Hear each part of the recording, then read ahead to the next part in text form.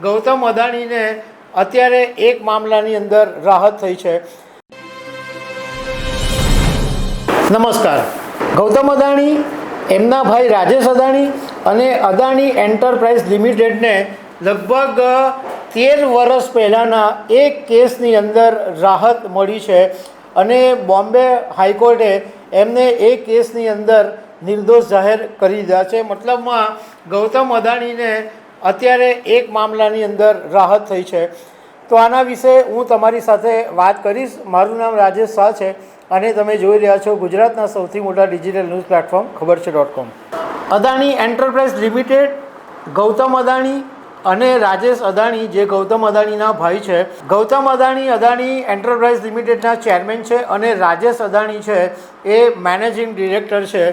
આ જે બોમ્બે હાઈકોર્ટે એક સિરિયસ ફ્રોડ ઇન્વેસ્ટિગેશન ઓફિસના કેસની અંદર આ ત્રણેયને નિર્દોષ જાહેર કરી દીધા છે। ગૌતમ અદાણી, રાજેશ અદાણી અને અદાણી એન્ટરપ્રાઇઝ લિમિટેડ ત્રણેયને આ કેસની અંદર નિર્દોષ જાહેર કરી દેવામાં આવ્યા છે અને આ કેસની અંદર ગૌતમ અદાણી, રાજેશ અદાણી અને અદાણી એન્ટરપ્રાઇઝની સામે અદાણી એન્ટરપ્રાઇઝના શેરના ભાવમાં ચેડા કરવાનો આરોપ લાગ્યો હતો, જે કેસની અંદર બોમ્બે હાઈકોર્ટે હવે ચુકાદો આપ્યો અને આ ત્રણેયને નિર્દોષ જાહેર કર્યા છે।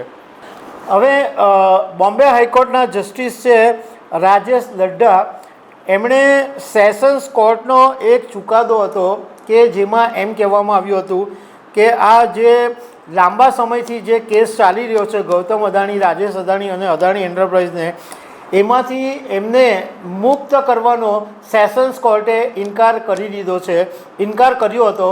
તો એ જે ચુકાદો હતો એને પલટી નાખ્યો છે અને એ જે ચુકાદાને આ જસ્ટિસ રાજેશ લડ્ઢાએ ફગાવી દીધો છે।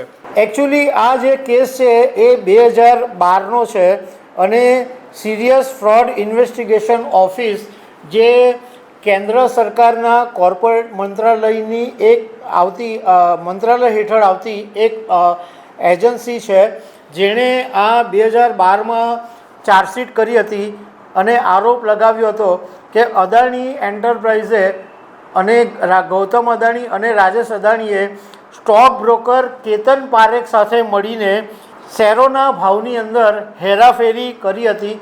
અને કેતન પારેખને તો બધા જાણે જ છે।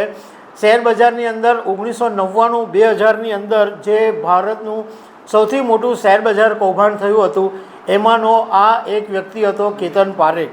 હવે આ કેસની અંદર માર્કેટ રેગ્યુલેટરીના ઉલ્લંઘન કરીને 388 કરોડ રૂપિયાનો ફ્રોડ કરવામાં આવ્યો હતો એવો આરોપ લગાવવામાં આવ્યો હતો।